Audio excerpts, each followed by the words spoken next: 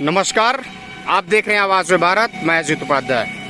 हम बात करेंगे आज के समय में, यानी 5 तारीख से 15 अगस्त है स्वतंत्रता दिवस, और जिस तरह से भाजपा यानी वर्तमान में सत्ता में, केंद्र में और बिहार में, राज्य में भी है, जिस प्रकार से हर घर तिरंगा अभियान चला रही है, यानी हर घर तक तिरंगा पहुंच जाना चाहिए, तमाम चीजें चला रही है। लेकिन वहीं दूसरी तरफ तमाम कांग्रेस जन है या तमाम अल्लाह लोग हैं, वो लोग भी अपनी डीपी पे कहीं ना कहीं प्रथम प्रधानमंत्री जवाहरलाल नेहरू के तिरंगे के साथ फोटो लगा रखे हैं। तो तमाम चीजें जानने के लिए और बात करने के लिए हमारे साथ कांग्रेस नेता जावेद अली जी हैं। इनसे बात करेंगे, जानना चाहेंगे कि ये हर घर तिरंगा अभियान का क्या उद्देश्य बीजेपी को है, जबकि ये कांग्रेस के नेता है, तो इनसे जानना बेहद जरूरी है। स्वागत है जावेद जी। जी, आपका भी बहुत बहुत स्वागत।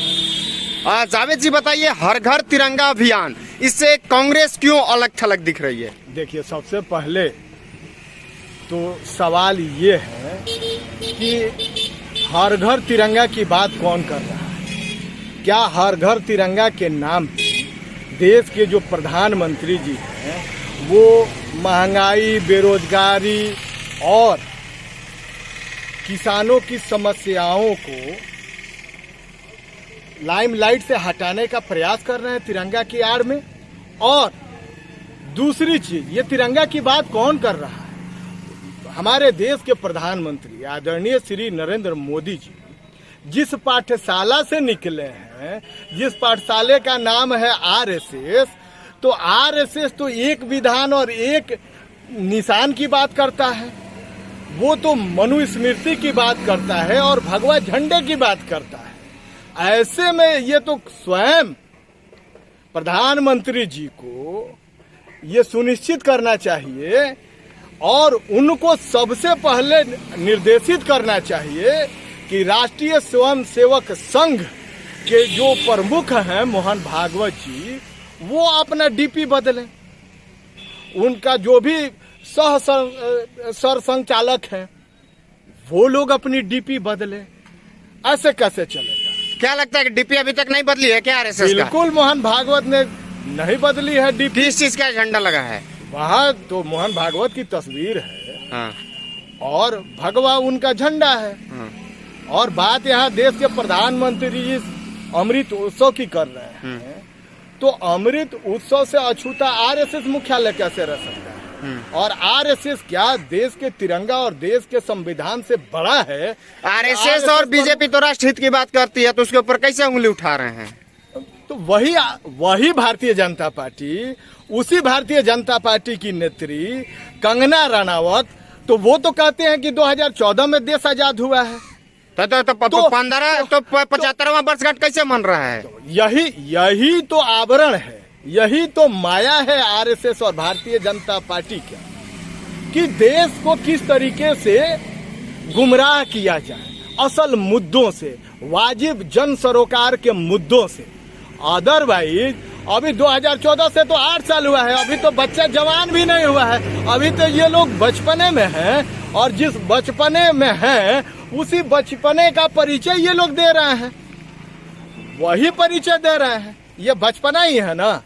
मान लीजिए कि हम कांग्रेस के लोग हैं, तो हम लोग तो 1929 से तिरंगे झंडे के लिए लड़ते हैं, मरते हैं, उसके लिए जीते हैं, उसके लिए सोते हैं, उसके लिए जगते हैं और उसके बुलंदी के लिए निरंतर प्रयास करते हैं। कैसे कह रहे हैं? भाजपा कहती है कि मुसलमान लोग माइनॉरिटी से आप आते हैं, कैसे कह रहे हैं इस चीज को कि वो तिरंगा को मानते ही नहीं है? नौशेरा का शेर किसे कहा जाता है? भाजपा कह रही है ब्रिगेडियर उस्मान को ना।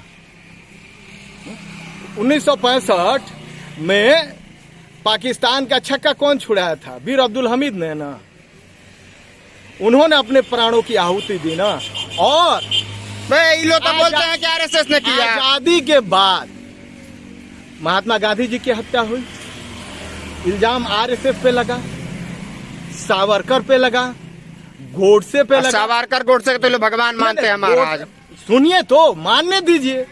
तो वो तो उनको भगवान मानते हैं, और जय श्री राम के नाम पे देश को बरगला के और देश में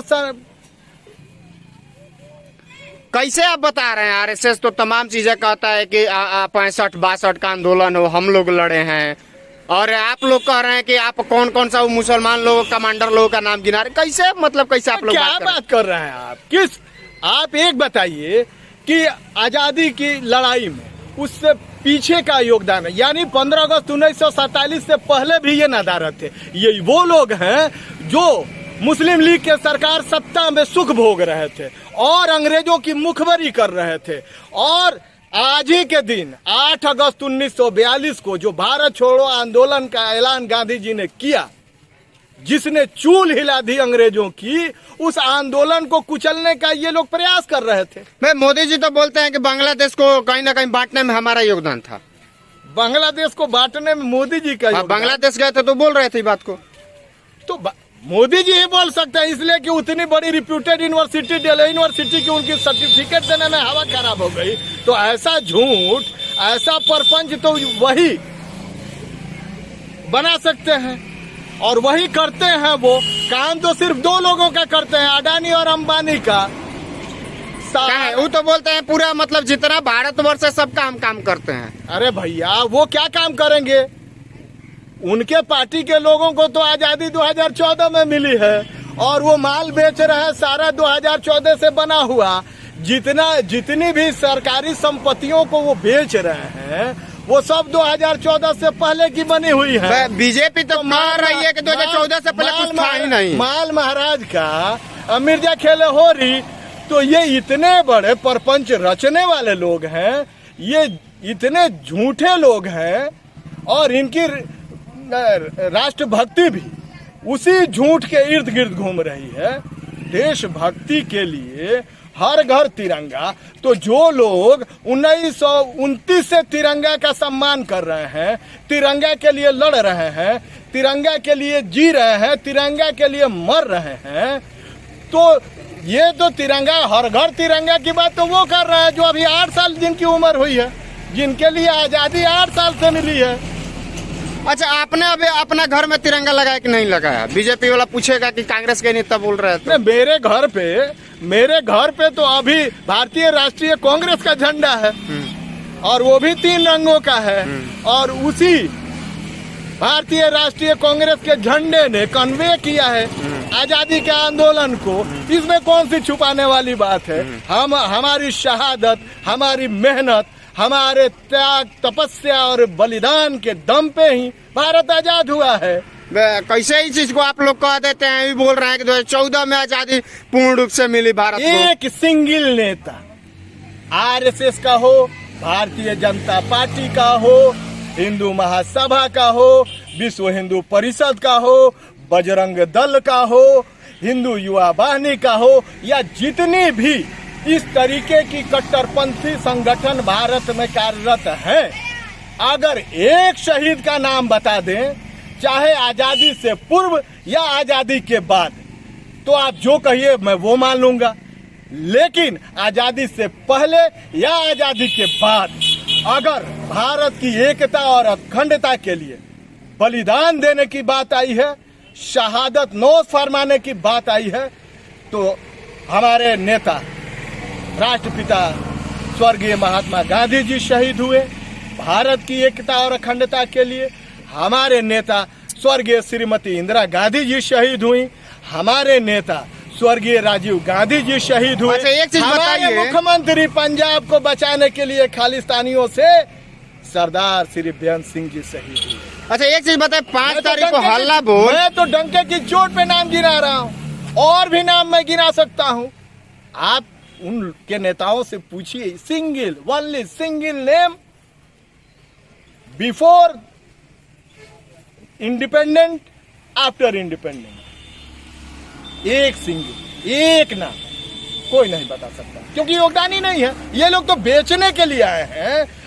आजादी के बाद, पंडित जवाहरलाल नेहरू जी के अथक प्रयास के बाद और तमाम कांग्रेस के लीडर्स और चंद्रशेखर सिंह जी हुए, चाहे जितने भी प्रधानमंत्री हुए इनसे पूर्व में, सबसे बेहतर मोदी जी हैं। लोगों के प्रयासों का, उनके सारे लोगों के द्वारा बनाया गया, स्थापित की गई संपत्तियों का को ये लगातार बेच रहे हैं अपने 2 दोस्तों को।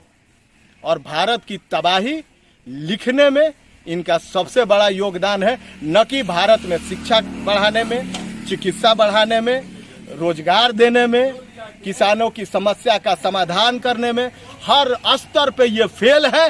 इसलिए ये जैसे कोरोना में मोबाइल की लाइट जलाओ, घंटी बजाओ, थाली बजाओ, ताली बजाओ का परपंच रचते रहे और पूरी दुनिया में सबसे ज्यादा भारतीयों की मृत्यु हुई, ये यूएनओ बोल रहा है, इसको भी ये लोग झुठलाते हैं।